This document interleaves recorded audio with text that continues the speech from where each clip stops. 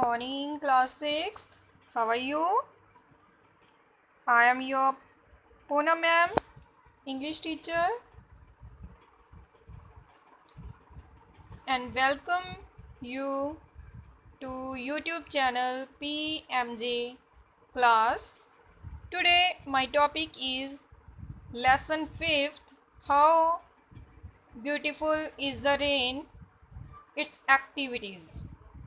Tomorrow we read the poem, and today we are going to do the activities of this poem. First activity is word meaning. Let's start our first activity. First word meaning है fairy.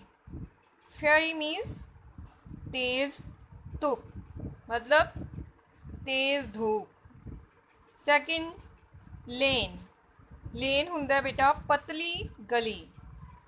Third clatter. Clatter means टिप टिप दी आवाज़. जो बरसात हुंदी है ना, छत ते बरसात दियां बूंदां पैंदियां ने तां उत्ते टिप टिप दी आवाज़ आती है ना, उन्होंने की बोलते हैं क्लैटर. क्लीयर. फोर्थ हैगा गशिज. गशिज हुंदा बहुत तेज़ मीह पैना या मूसलाधार मीह पैना. ठीक है. फिफ्थ हैगा ट्रैम्प. ट्रैम्प मतलब पशु की टप टप की आवाज़. जो पशु चलते ने तां टप टप की आवाज़ आती है ना, ठीक है, उन्होंने बोलते हैं ट्रैम्प. नैक्सट हैगा हूव्स. हूव्स हुंदा बेटा पशु के जोड़े पैर हुंदे ने उन्हां दे जोड़े तले हो गए. ठीक है, उन्होंने बोलते हैं हूव्स, या फिर उन्होंने खुर भी बोलते हैं. ठीक है, या तो इनू बोलांगे हूव्स नू पशु के पैर के तले या फिर खुर. नैक्सट हैगा सैवंथ स्विफ्ट. स्विफ्ट हुंदा बहुत तेज़. नैक्सट हैगा 8 स्पॉट. स्पॉट हुंदा परनाला. परनाला समझते होंगे ना की हुंदा. छत्तां ते वो बने हुंदे ने जिन्हां दे विचों वर्खा का पानी बाहर थल्ले डिगदा हैगा. ठीक है, उसनूं स्पॉट बोलते हैं.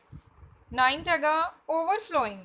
ओवरफ्लोइंग मतलब भर के वगना या उपरों दी लंघना. ओवरफ्लो जो कोई चीज़ ओवरफ्लो हो जाती है, ठीक है, तो उन्होंने बोलते हैं ओवरफ्लोइंग. मतलब जो कोई चीज़ भर गई तो उपरों डुलन लग गया ना, जिस तरह कोई तुहाडा पानी नाल बर्तन भर जाता है ना, ठीक है, तो वह उपर दी डुलन लग जाता है, तो उन्होंने कहते हैं उस चीज़ को आप बोलांगे ओवरफ्लोइंग. क्लीयर है. हाँ जी बेटा जी, अपनी नेक्स्ट एक्टिविटी स्टार्ट हो चुकी है. Pick up words from the text that match the rhyme of the following words. Firstly, I tell you what is rhyming. Rhyming ਉਹ ਹੁੰਦੀ ਹੈ बेटा मतलब जिस तरह ਹੁਣ अपनी पोइम ਦੇ ਵਿੱਚ ਆਏ ਨੇਗੇ वर्ड, जिस तरह रेन लेन है ना, टाइड वाइड, इस तरह के वर्ड आए ने ना, रूव्स हूव्स है ना, इस तरह के वर्ड्स. ठीक है, इन्हों आप राइमिंग वर्ड बोलांगे. जिन्हों की आवाज़ पिछे वाली आवाज़ है वो सेम आती है, उन्होंने आप की बोलांगे राइमिंग बोलांगे. ठीक है, तो हुण आप इन्हां दे नाल राइमिंग वर्ड्स ने जिहड़े लिखने हैगे. ठीक है, कि रेन दा राइमिंग वर्ड की है. रेन दा वर्ड हैगा राइमिंग वर्ड हैगा लेन. रेन लेन देखो पीछे सेम आवाज़ आ रही है ना. हीट स्ट्रीट ना, ईट की आवाज़ आ रही है पीछे दोवां दे. ठीक है. थर्ड हैगा roofs hooves. Out spout. Lane rain. Pours roars. White tight. Clear. Next activity अपनी स्टार्ट होगी थोड़े क्वेश्चन आंसर्स. फर्स्ट हैगा read the poem. Sorry activity third read the poem and write answers to the following.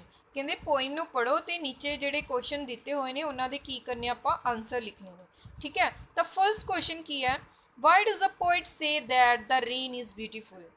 Poet ये गल क्यों कहता है कि जी रेन है वह बहुत ज़्यादा की है ब्यूटीफुल है, सुंदर है रेन. क्यों कही है उन्हें ये गल, तो आप की आंसर देवांगे because the rain comes after the dust and heat in the summer. क्यों कही है पोइट ने ये गल, क्योंकि जी गर्मियों के दिनों के वर्खा होंगी है. ठीक है, बहुत ज़्यादा धूड़ जमी होंगी है ना. ठीक है, तो हाँ ਮਿੱਟੀ ਉੱਡ ਰਹੀ ਹੁੰਦੀ ਹੈ, ਗਰਮੀ ਹੁੰਦੀ ਹੈ ਬਹੁਤ ਜ਼ਿਆਦਾ, ਉਸ ਤੋਂ ਬਾਅਦ ਆਪਾਂ ਸਾਰੇ ਕੀ ਹੈ ਰੇਨ ਦੀ ਵੇਟ ਕਰਦੇ ਹਾਂ, ਠੀਕ ਹੈ, ਰੇਨ ਦੀ ਵੇਟ ਕਰਦੇ ਹਾਂ। ਤਾਂ ਉਸ ਟਾਈਮ 'ਤੇ ਜਦੋਂ ਵਰਖਾ ਹੁੰਦੀ ਹੈ, ਠੀਕ ਹੈ, ਉਹ ਆਪਾਂ ਨੂੰ ਕੀ ਹੈ ਬਹੁਤ ਵਧੀਆ ਲੱਗਦੀ ਹੈ, ਠੀਕ ਹੈ, ਕਿਉਂਕਿ ਉਹ ਸਾਨੂੰ ਠੰਡਕ ਦਾ ਅਹਿਸਾਸ ਦਿੰਦੀ ਹੈ, ਠੀਕ ਹੈ। ਇਸ ਕਰਕੇ ਪੋਇਟ ਨੇ ਇਹਨੂੰ ਵਰਖਾ ਨੂੰ ਕੀ ਕਿਹਾ, ਸੁੰਦਰ ਕਿਹਾ, ਠੀਕ ਹੈ। ਕਿਉਂ ਕਿਹਾ? ਬਿਕੋਜ਼ ਜਦ ਇੱਕ ਗੱਲ ਹੋਰ ਦੱਸਦੀ ਹਾਂ ਤੁਹਾਨੂੰ ਕੁਐਸਚਨ ਆਨਸਰ ਦੇ ਵਿੱਚ, ਜਿਹੜਾ ਵੀ ਕੁਐਸਚਨ ਵਾਈ ਦੇ ਨਾਲ ਸ਼ੁਰੂ ਹੁੰਦਾ ਹੈ, ਠੀਕ ਹੈ, ਉਹਦਾ ਆਪਾਂ ਰੀਜ਼ਨ ਦੇਣਾ ਹੁੰਦਾ ਹੈ, ਤੇ ਰੀਜ਼ਨ ਦੇਣ ਲਈ ਆਪਾਂ ਕੁਐਸਚਨ ਦਾ ਸਟਾਰਟਿੰਗ ਹੈ ਜਿਹੜੀ ਆਪਾਂ ਬਿਕੋਜ਼ ਸ਼ਬਦ ਤੋਂ ਕਰ ਸਕਦੇ, ਠੀਕ ਹੈ ਜੀ।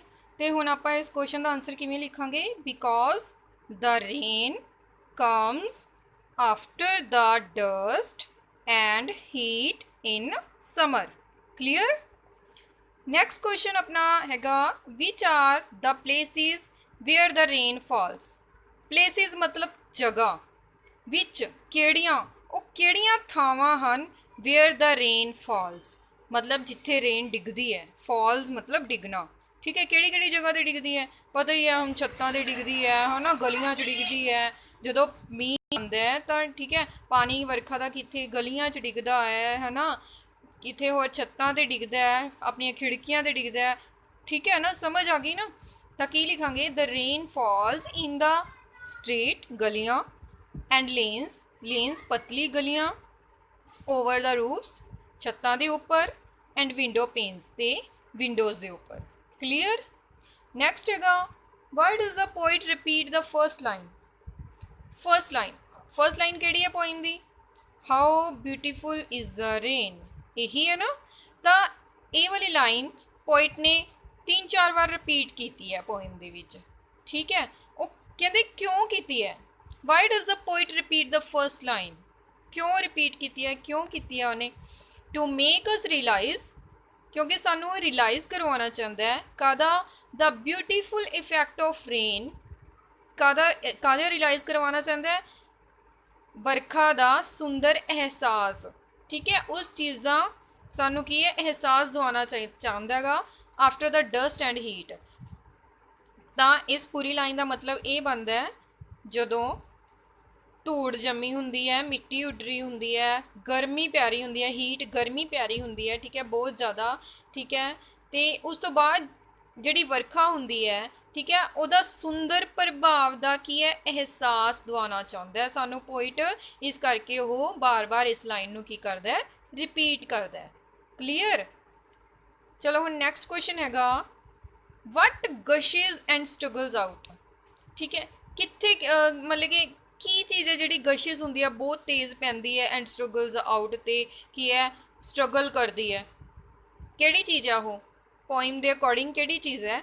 ਦ ਰੇਨ ਵਾਟਰ, ਠੀਕ ਹੈ, ਵਰਖਾ ਦਾ ਜਿਹੜਾ ਪਾਣੀ ਹੈ ਉਹ ਗਸ਼ਿਜ਼ ਹੁੰਦਾ ਹੈ and struggles out. Clear? Next question ਹੈਗਾ, why is the rain like a tramp of hooves.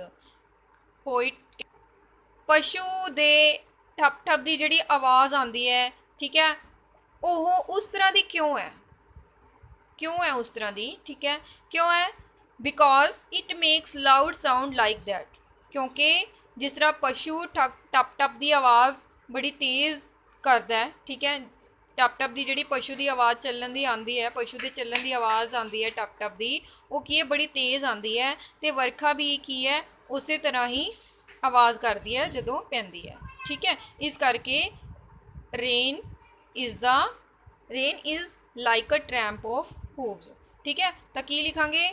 Because it makes loud sound like that. ਇਹਨੂੰ ਅਗਰ ਤੁਸੀਂ ਕੁਐਸਚਨ ਦੇ ਵਿੱਚੋਂ ਚੱਕ ਕੇ ਲਿਖਣਾ ਤਾਂ ਕਿਵੇਂ ਲਿਖੋਗੇ? The rain is like a tramp of hooves because it makes loud sound like that. Clear? Next activity ਹੈਗੀ ਆਪਣੀ ਲਰਨਿੰਗ ਟੂ ਲਿਸਨ। ਹੁਣ ਕੀ ਹੈ?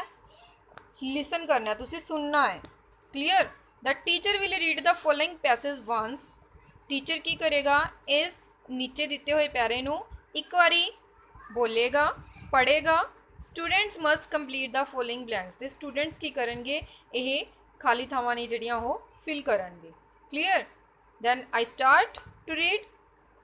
Rain falls as a sigh of relief after heat and dust of the day. Rain is a wonderful gift of nature to all the people. If there is no rain, crops will not grow. All vegetations will wither and droop. We cannot think of life in this world without rain. Clear? Now you do it yourself. Next activity हैगी अपनी 7. What words would you use to describe the rain? Make a list. ਹੁਣ ਆਪਾਂ ਨੂੰ ਪੁੱਛਿਆ ਗਿਆ ਹੈ ਕਹਿੰਦੇ ਤੁਸੀਂ ਰੇਨ ਨੂੰ ਕਿਸ ਤਰ੍ਹਾਂ ਡਿਸਕ੍ਰਾਈਬ ਕਰੋਗੇ, ਕਿਸ ਤਰ੍ਹਾਂ ਕਹੋਗੇ ਕਿ ਰੇਨ ਨੂੰ ਕਿਸ ਤਰ੍ਹਾਂ ਡਿਸਕ੍ਰਾਈਬ ਕਰੋਗੇ, ਰੇਨ ਬਾਰੇ ਕਿਸ ਤਰ੍ਹਾਂ ਰੇਨ ਦੀ ਵਿਆਖਿਆ ਕਰੋਗੇ, ਠੀਕ ਹੈ, ਕਿਹੜੇ ਸ਼ਬਦਾਂ ਦੇ ਨਾਲ ਕਰੋਗੇ, ਠੀਕ ਹੈ, ਉਹਨਾਂ ਦੀ ਕੀ ਹੈ ਲਿਸਟ ਬਣਾਉਣੀ ਹੈ ਆਪਾਂ, ਠੀਕ ਹੈ, ਵਰਡਸ ਲਿਖਣੇ ਨੇ, ਠੀਕ ਹੈ। ਰੇਨ ਨੂੰ ਆਪਾਂ ਕੀ ਕਹਿ ਸਕਦੇ ਹਾਂ, ਰੇਨ ਨੂੰ ਆਪਾਂ ਵਾਟਰ ਕਹਿ ਸਕਦੇ ਹਾਂ, ਠੀਕ ਹੈ, ਵਾਟਰ, ਕਲਾਉਡਸ, ਠੀਕ ਹੈ, ਜਦੋਂ ਆਪਾਂ ਕਹਿਣਾ ਹੁੰਦਾ ਕਿ ਵਰਖਾ ਆਉਣ ਵਾਲੀ ਹੈ ਤਾਂ ਕਲਾਉਡਸ ਆਪਾਂ ਕਹਿੰਦੇ ਹਾਂ ਨਾ, ਕਲਾਉਡਸ ਹੋ ਰਹੇ ਨੇ, ਵਰਖਾ ਆਏਗੀ, ਹੈ ਨਾ। ਥੰਡਰ, ਬਿਜਲੀ ਕੜਕ ਰਹੀ ਹੈ, ਵਰਖਾ ਆਏਗੀ, ਰੇਨਫॉल ਹੋਣ ਵਾਲੀ ਹੈ ਨਾ। ਡ੍ਰਿਜ਼ਲਿੰਗ, ਹੇਲ, ਗ੍ਰੀਨਰੀ, ਜਦੋਂ ਵਰਖਾ ਹੋ ਜਾਂਦੀ ਹੈ ਤਾਂ ਗ੍ਰੀਨਰੀ ਆ ਜਾਂਦੀ ਹੈ ਨਾ, ਪੇੜ ਪੌਦਿਆਂ ਦੀ ਬਿਲਕੁਲ ਸਾਫ਼ ਹੋ ਜਾਂਦੇ ਨੇ, ਠੀਕ ਹੈ। ਕੂਲ ਬਰੀਜ਼, ਠੰਡੀ ਠੰਡੀ ਹਵਾ ਚੱਲਣ ਲੱਗ ਜਾਂਦੀ ਹੈ। ਪਲੈਜ਼ੈਂਟ, ਬੜਾ ਸੁਹਾਵਣਾ ਮੌਸਮ ਹੋ ਜਾਂਦਾ ਹੈ। ਸੌਰੀ ਇੱਥੇ ਫੂਡ ਨਹੀਂ ਆਣਾ, ਫਲੱਡ ਆਏਗਾ, FLOOD, ਫਲੱਡ। ਕਲੀਅਰ ਹੈ। ਫਲੱਡ, ਕਈ ਵਾਰੀ ਕਾफ़ी ज़्यादा ਵਰਖਾ ਹੋ ਜਾਂਦੀ ਹੈ ਤਾਂ ਕੀ ਹੈ, ਬਹੁਤ ਜ਼ਿਆਦਾ ਤੇਜ਼ ਵਰਖਾ ਹੋਣ ਦੇ ਨਾਲ ਹੜ੍ਹ ਵੀ ਆ ਜਾਂਦੇ ਨੇ, ਠੀਕ ਹੈ। ਇਹ ਸਾਰੇ ਵਰਡਸ ਨੇਗੇ ਜਿਹੜੇ ਕਿ ਜਿਹਦੇ ਨਾਲ ਆਪਾਂ ਕੀ ਹੈ ਰੇਨ ਨੂੰ ਡਿਸਕ੍ਰਾਈਬ ਕਰ ਸਕਦੇ ਹਾਂਗੇ, ਠੀਕ ਹੈ।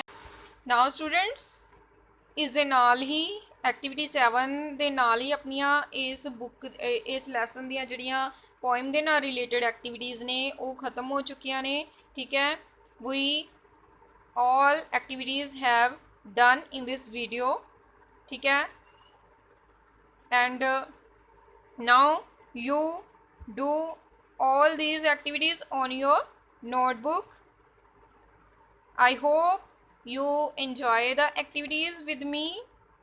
If you enjoy the most, then please like, share and subscribe YouTube channel PMJ Class. Thank you.